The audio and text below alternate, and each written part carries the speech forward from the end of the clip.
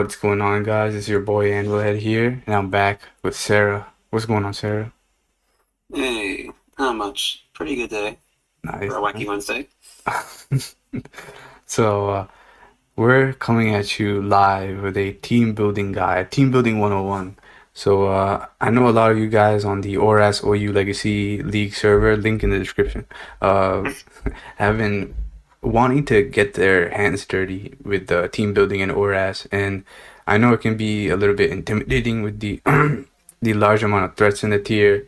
You always gotta watch out for Manaphy, Thunderous, Sir Peter, Volcarona, all those guys, and sometimes people get a little overwhelmed. So hopefully we can tackle those issues and give you guys some clarifications regarding basic stuff on how to build in this tier, and we'll go into detail with more videos coming down the road. But yeah, let's get started real quick. So starting with an offensive core. So most teams rely on an offensive core to either break, clean, or sweep.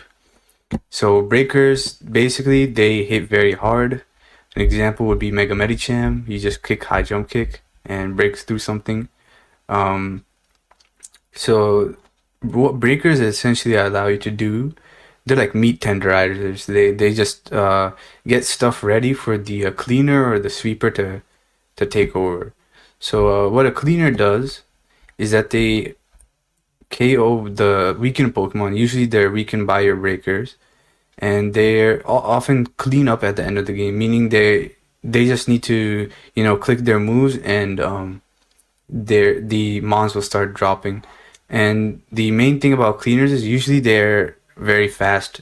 So an example would be like Scarflander's T, cleaning up a game with Earthquake, Scarf Earthquake. It can also be someone like Excadrill, who is boosted in speed in the sand, and he can clean up that way. So there's a different variant of that called a sweeper. So sweepers do what cleaners do, but they often use setup moves to accomplish that goal.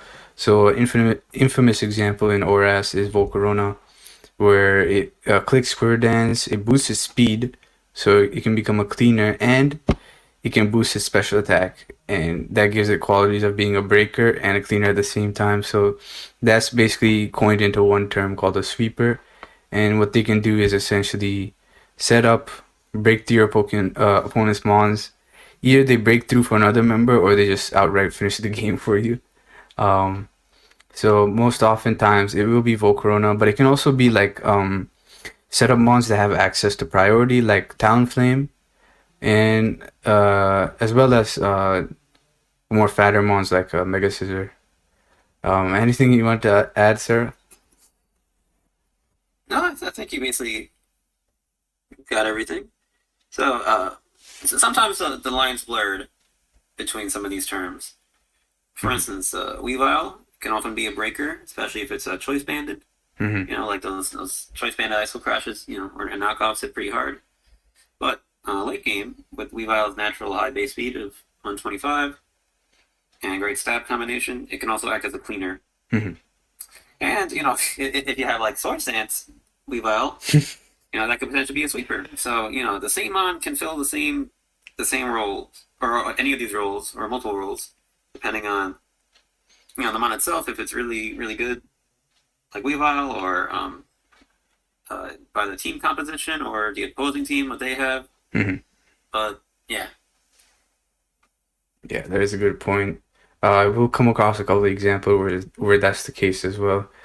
Speaking of examples, so we have an example of an offensive core. So this is a Charizard Y with Tyranitar Sand and Excadrill.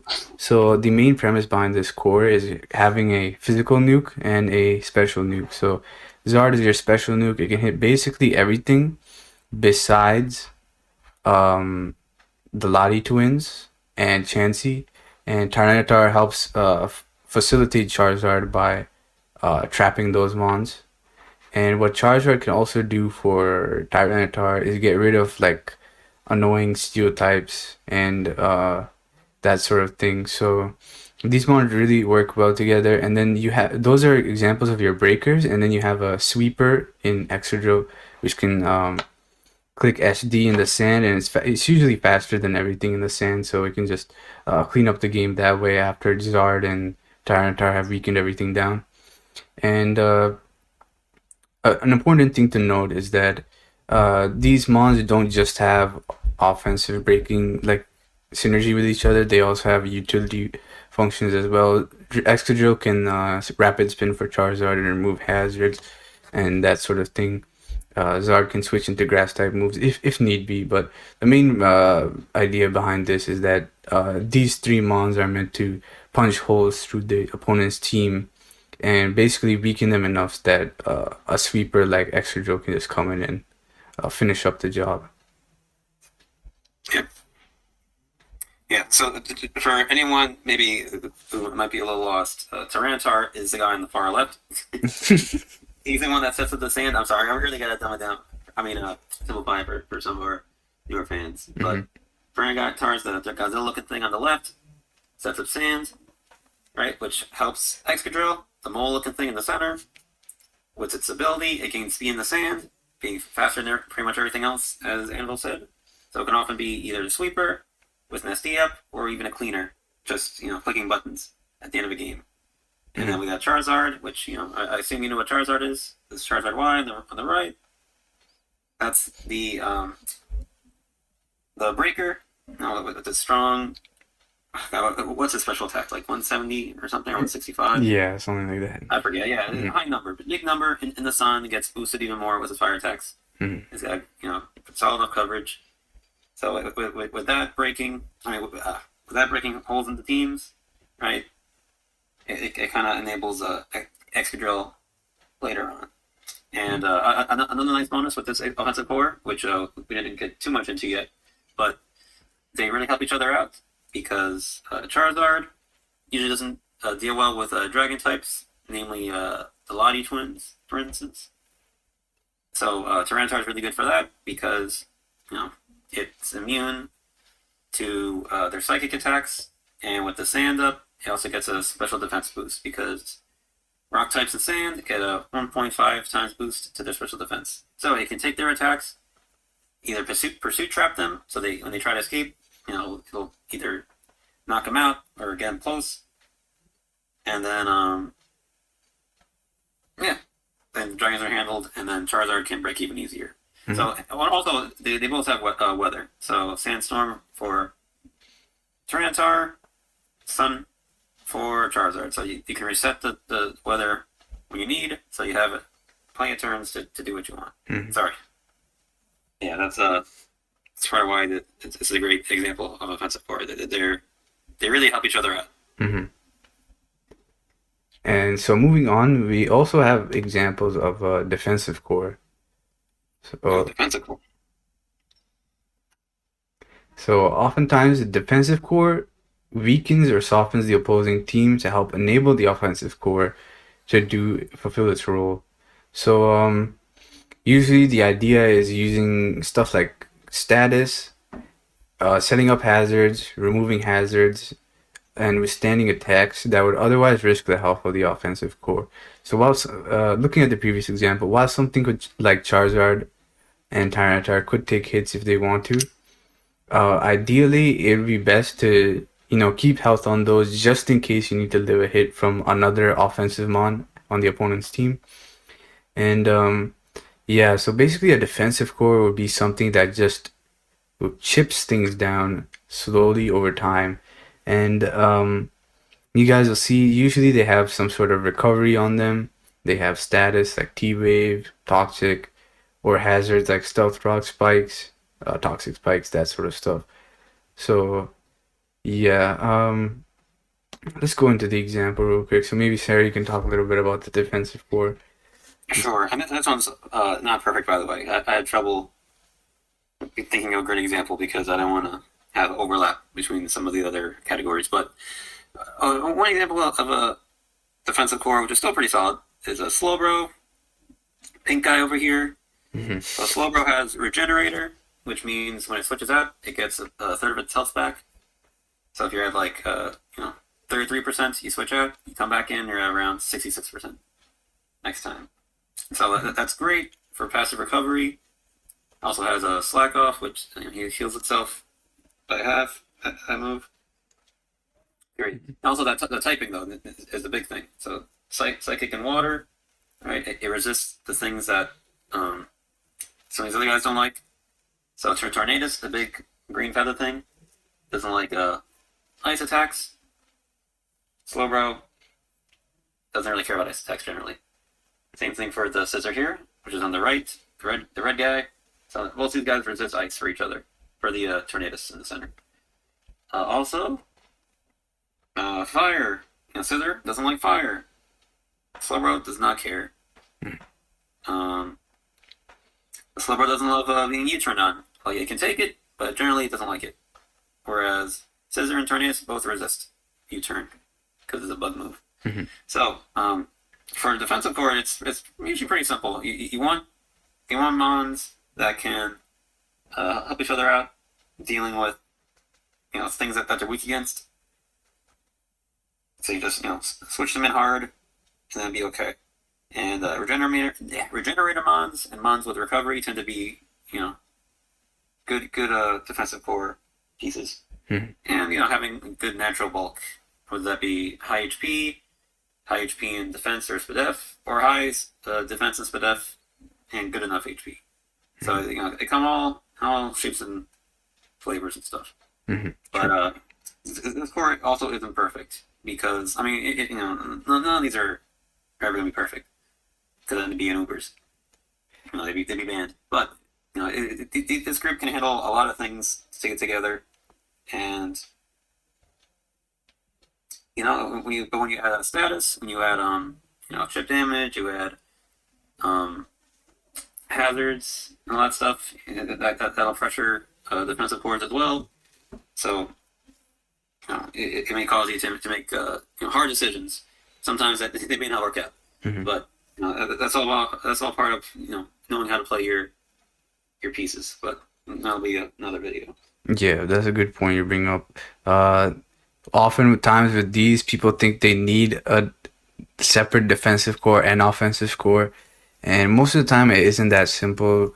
Usually you want a little bit of fluidity in your team, and sometimes, as Sarah said, the line is blurred where part of your defensive core can be part of your offensive core. A good example in this picture is Scissor.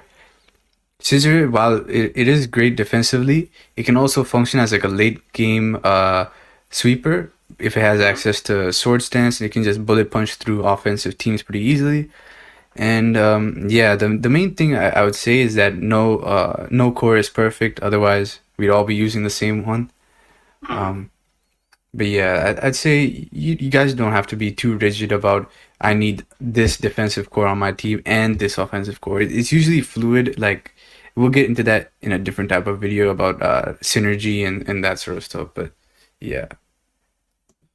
Yeah, so it's definitely really important. You usually want some overlap in these things. Even Slowbro can run like Calm Mind or something.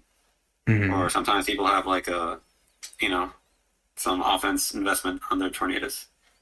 So that's where you learn the line between offense and defense, and that kind of gets into role compression, somewhat. But, Yeah. We'll talk about that more later. Yeah. Anyway. All right. So next up, you can say this one. All right. So speaking of role compression, there's often a lot of mons that can perform the previous roles that we mentioned, as well as a hazard setter role. So what hazard setters do is basically they have access to a move, either stealth rock, spikes, those sort of things. So what stealth rocks and spikes do is, while they don't directly damage your opponent, what they do is punish opponents switching. So when they switch into, if they switch out and bring another mon in, they'll get chipped by stealth rocks every time they come in. So that's a lot of nice passive damage that they receive. And oftentimes people use this on their teams to chip the opponent down and bring them into range of their breakers and sweepers. And namely, stealth rocks is the main one. And you will probably see that on 100% of teams. There's other hazards too, like spikes and T-spikes, which you won't see as much. But yeah, you'll definitely see a stealth rocker on every single team. And a big part of the game is trying to remove your hazards and keep them up on the opponent's side of the field. And yeah, a lot of the times, there'll be a lot of pressure on one side or another just because the type of mons they have. For example, Charizard, 4 times weak to Stealth Rock. You're gonna be more pressured than your opponent, who might not have as much of a Stealth Rock weak team. So these things definitely play a huge role in holding back some of the most dangerous breakers and sweepers in the tier. A lot of the times, many people's way of dealing with stuff like Volcarona and Charizard is getting up Stealth Rocks and just keeping them up as as frequently as possible, just to prevent that Volcarona from coming in for free. So definitely play a huge part of the game. Anything else you wanted to add, Sarah? Stealth Rocks or Spikes or? Yeah, I think you pretty much got it. I will say though, I think generally some people think of stealth rock users as being more a role of a defensive Pokemon on the team. Stealth rocks is definitely a thing, especially on things like a hyper offense or HO, Mm-hmm. or I personally really like a certain choice scarfer running stealth rocks, which I think we'll get into next with our examples Oh yes. of some uh, pretty solid stealth rock. I mean, hazard setters. Mm-hmm. So we got on the far left here the durian looking thing, Ferrothorn. So that's like arguably like the best hazard setter in the game. Arguably, I'd say gets access to spikes and stealth rock, and there aren't that many things that get access to spikes, especially Pokemon that are good. Mm-hmm. So getting both crazy, and it's typing, grass and steel, phenomenal. Only 2 weaknesses, which hey, if we you guys remember, Slowbro covers both of them, the fire and fighting. Mm-hmm. So very easy to patch up. So the defensive, great defensive typing, great defensive stats, great move pool, makes Ferrothorn a excellent hazard setter. And then in a similar direction, but also quite different, we have Garchomp, who also has good typing. I say good typing. Only 3 weaknesses. But what separates Garchomp from other Stealth Rockers is it's really it's all around great stats. Like it's got great speed at 102, which is outspeeds some very crucial things. It's got great natural bulk. It's pretty thick. Also skinny arms fool you. Mm-hmm. It's all in the hips. Yep. Yep. Yeah. So it can be defensive with its natural bulk. It also has a pretty solid 130 base attack stat, access to Swords Dance, and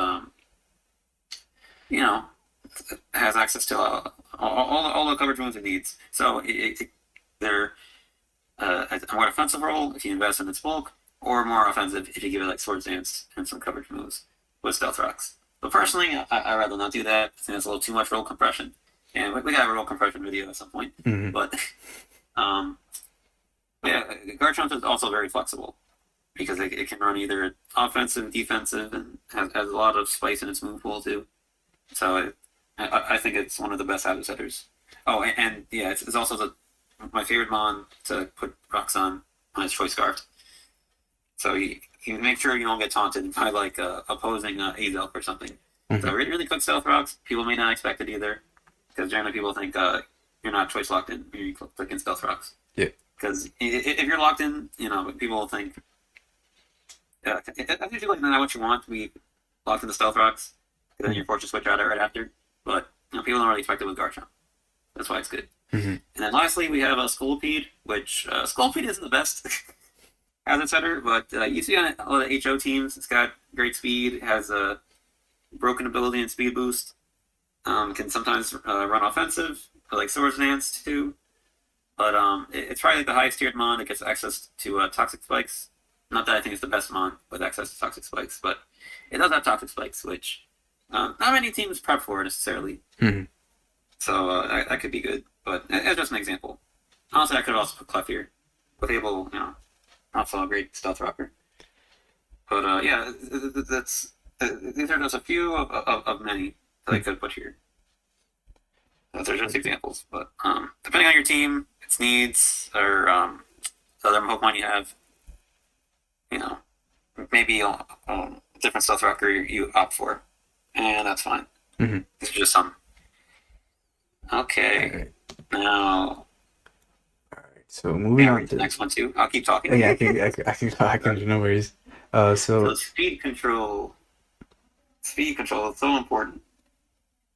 So because of a choice scarf being like one of the most common non-leftovers items, you have to be able to deal with that, right? So if someone has like a fast, scarf Lando or something, like how do you deal with that? mhm. Well, you could have your own choice scarf user, right? You could have a defensive core that can withstand an opposing choice scarfer. You can use Thunderwave, second best move in the game. Yep. Check out our top 10 moves in ORAS. Oh yes. It's on there for both of us. In their own top 10. Priority moves, future video as well. Mm-hmm. Priority is like a really big in Gen 6 in ORAS. No. So there's many different ways to address speed. And you have to because, otherwise you'll probably lose to a setup mon, which, this lesson took me a while to understand. Mm-hmm. But, yeah, you have to have a plan for when someone either sets up or has a mon that's faster than you. And this can be done either, like I said, through offensively, like through choice scarf, through more defensive means, through status, or something like that. Or it can kind of like a mix of both. Maybe you have a set of sweeper that has a T-wave on it, or some paralyzing move. Mm-hmm. Maybe you got, like, I don't know, Calm Mind Raikou with Discharge. I don't know. But whatever you're doing, you gotta have a way to, deal with speed control, whether it's offensively or defensively. Mm-hmm. Anything else you want to add to that? Yeah. We covered this in the next slide, but there's also you guys don't have to directly. There's also indirect methods of having speed control. Like infamous example is static Zapdos, which can punish other choice scarf mons like Landorus. Oh, it's evil. Yeah. So basically, when you touch it, you get paralyzed, and that reduces their speed and essentially allows you to control their speed as a result. As Sarah mentioned, there's sweepers too that can do that. Sometimes people like to use Excadrill and Tyranitar as a means of speed control. Excadrill is boosted in the sand, so it can be used to, revenge kill faster choice scarf mons if need be. But yeah, moving on to the specific examples, as I mentioned before, static Zapdos is a good example where it can just punish stuff with discharge and static paralysis to slow them down. And as Sarah mentioned previously, Choice Scarf Landorus, in my opinion, is the best speed control in the tier without sacrificing like a Mega Slot to fake out or something like that, or being hazard weak like Talonflame or Revile. And yeah, I'd say the main thing with Landorus that's going for it is not only the defensive and offensive stats, but it also has stuff like Intimidate and Stab Earthquake. So it is pretty menacing for any physical attacker to deal with. And most special attackers are also pretty physically weak. So they're kind of feared out by Landorus as well. And the best thing I'd say is that Landorus with U-turn allows you to gain momentum from your opponent being scared to stay in. So you can keep up the pressure by U-turning into something else that is also threatening the opponent's team. And yeah, that was great. I just want to say also, this is also an example of like you're kind of blurring the lines between offense and defense. Mm-hmm. Because Lando is naturally pretty physically defensive, just based on its natural base stats and its intimidate ability. But you could even add more bulk to it, like in Sun and Moon, for instance, the worst version of ORAS. They have generally some bulk added to the Landorus on there, even their choice scarf ones, to deal with Hawlucha and stuff. So you can even augment its bulk more while still having the speed and offense to scare out stuff. Mm-hmm.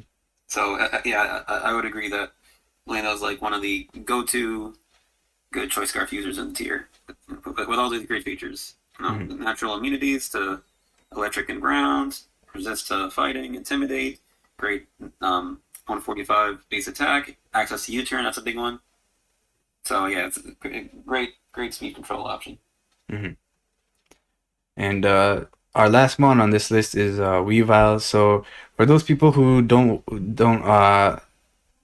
need a scarf bond basically, or they just want a scarf, basically a speed control that can also hard pressure the opponent's team and not be, uh, you know, man, I lost my train of thought. But Weavile is basically there to pressure a lot of teams out with its dark and ice stabs, and nice method of using Weavile is to also use priority by scaring out Scarflanders. If you switch into it, you can basically KO it with a Banded Ice Shard, which is really nice if you're not intimidated. And usually people rely on Weavile just because it deals with most of the tier. Like it deals with basically everything up to Tornadus, and yeah, usually these things that are faster than Tornadus can be dealt with a defensive core, so you don't have to worry too much about that. So you oftentimes on teams you'll see the fastest mon just being a Weave to help deal with most of the offensive threats in the tier. I'd say if you're above 350, then you're probably decent means of having speed control, just because you cover all the scary stuff like Superior and Thunderous and Metagross and that sort of stuff. Yeah. So yeah, I definitely agree with that. Like Weavile, it's naturally fast, so it's speed control in that sense. And for Scarfers, it has like the priority, like you mentioned, the Ice Shard, technically Pursuit's priority. So it's got that going for it as well. Mhm. And just being like so hard hitting with the choice band, it also could be like a breaker or a late game cleaner. So it can fill a lot of roles at once, kind of just like a Lando. Even considering like it has some pretty exploitable weaknesses. Like it's got pretty bad physical bulk. It's weak to rocks.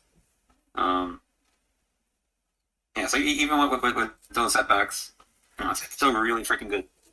So Mm. don't sleep on Weavile. Oh yes.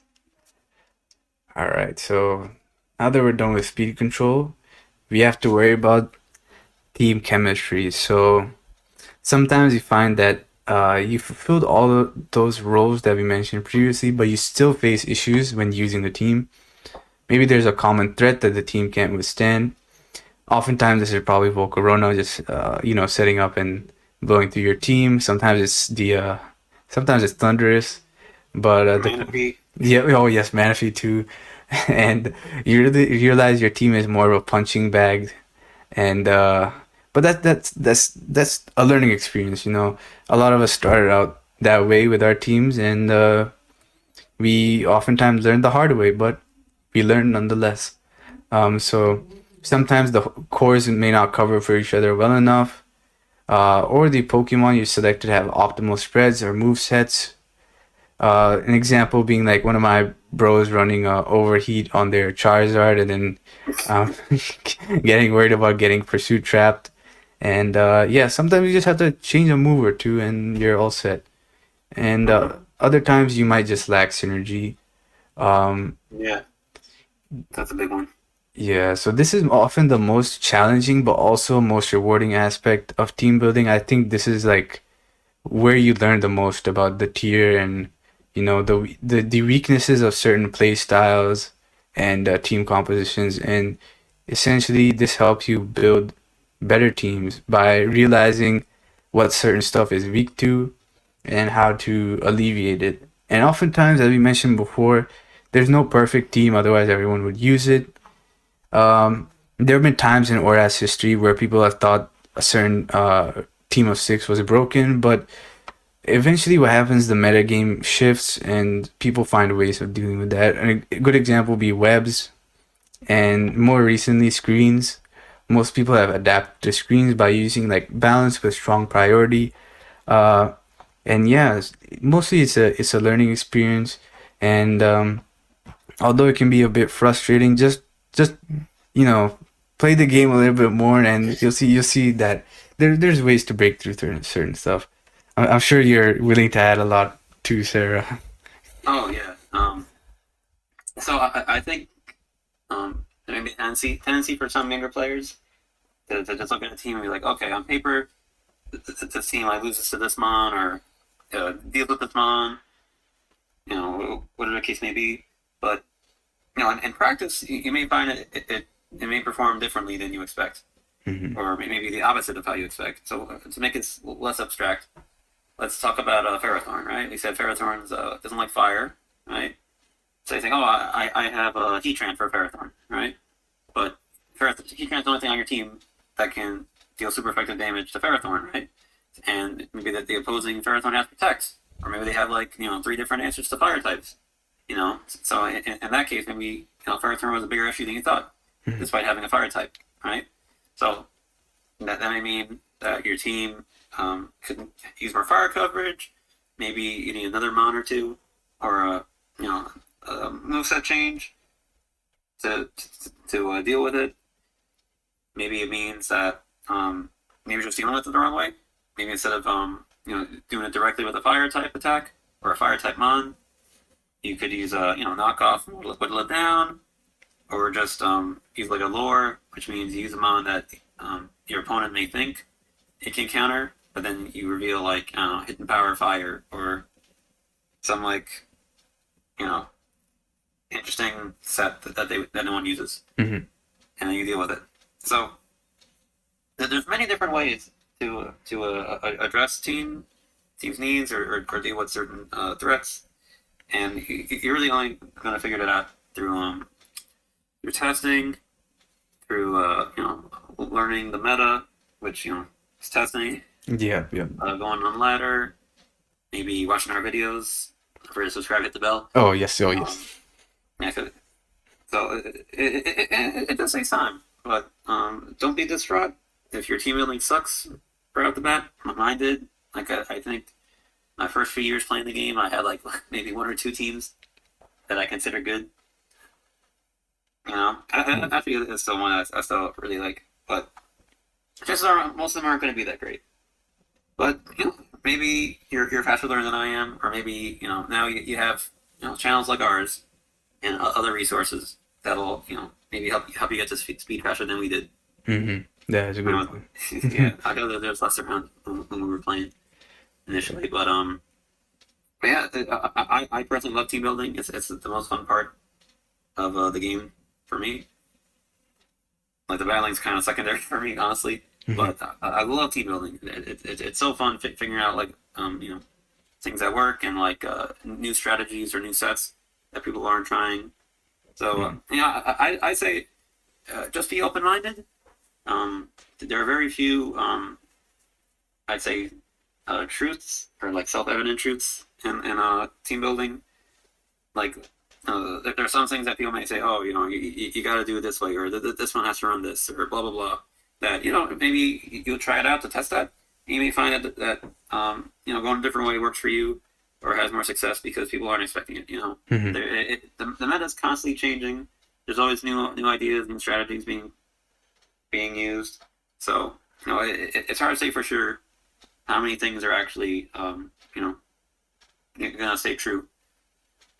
Even a week, a month, a year, 2 years from now, because some of these mods we mentioned, they were used either very differently or they weren't used at all.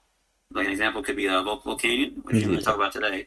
But that mod's everywhere now because people finally realize its defensive potential. So it's part of its defense is also its offense because not many things could switch into its combination of Steam Eruption, Flamethrower, and Toxic. Which I'm not take credit, but I was kind of having fun with that before. Just saying, but yeah. So team chemistry, most abstracts, hardest thing to master, but let's trial and error and have fun with it. If you're having fun, maybe take a break from the game. It's all good. True. Yeah, I'm done. Yeah, you had a bunch of great points. Yeah, as Sarah mentioned, you gotta play the game to find out what's good and bad about your team.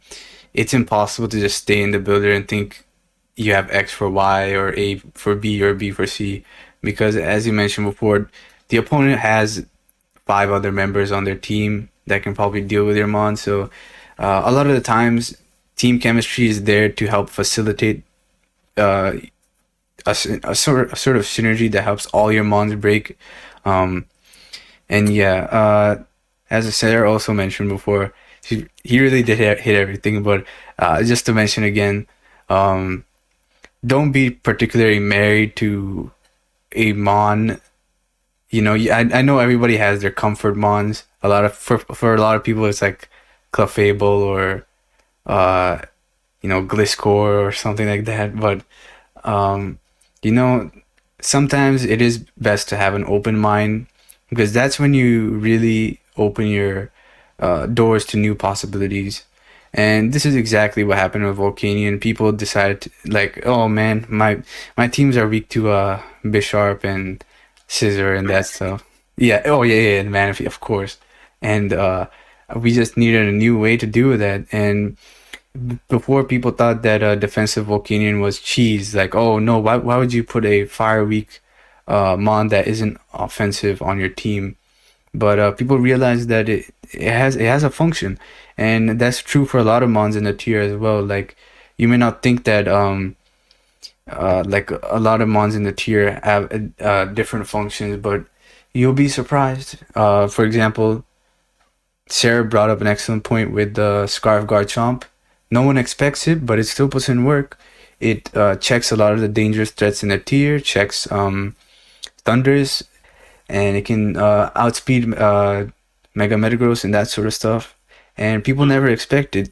And it's just one of those things that you just gotta play enough to realize, hey, people really don't think Garchomp is Scarf when they click rocks, do they? And you can capitalize on that.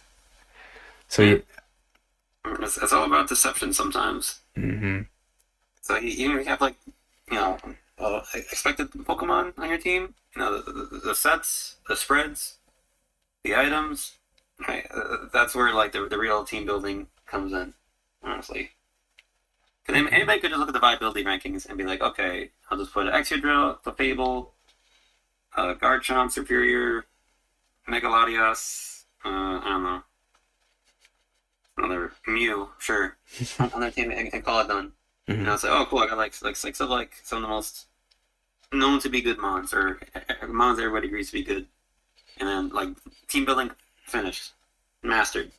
No, it's not that easy. If it was that easy, there wouldn't be all these other viable Pokemon and strategies that work. So have fun with it. Use Pokemon that you like to start off, I would say. Mm-hmm. And then see how they do, or then see like if you can make them work. If not, maybe come back to it later and try another set. True. Or another Pokemon. Some of my favorite Pokemon I found that way, because they were one of the first ones that actually worked for me, like Mega Altaria and Dragalge. So I've try to don't close yourself off to certain Pokemon. You may surprise yourself, how well you enjoy them. I just hate Weavile. I just hate Weavile, mostly because I lost to it so much when I was younger. But start getting myself like, oh wow, I see what I feel use this. So don't think you're above using certain things. Mm-hmm. All right. But yeah, if you guys have any other suggestions, you guys have any favorites you like to use more in ORAS OU? I know, Sarah and I love to use Empoleon and Cobalion, as you guys have seen in our lives. But yeah, you guys have seen those mons put in work. Let us know if you got any hidden gems you want to share. Please leave it in the Chimecho in the Chimecho box. And don't forget to ring the bronze on.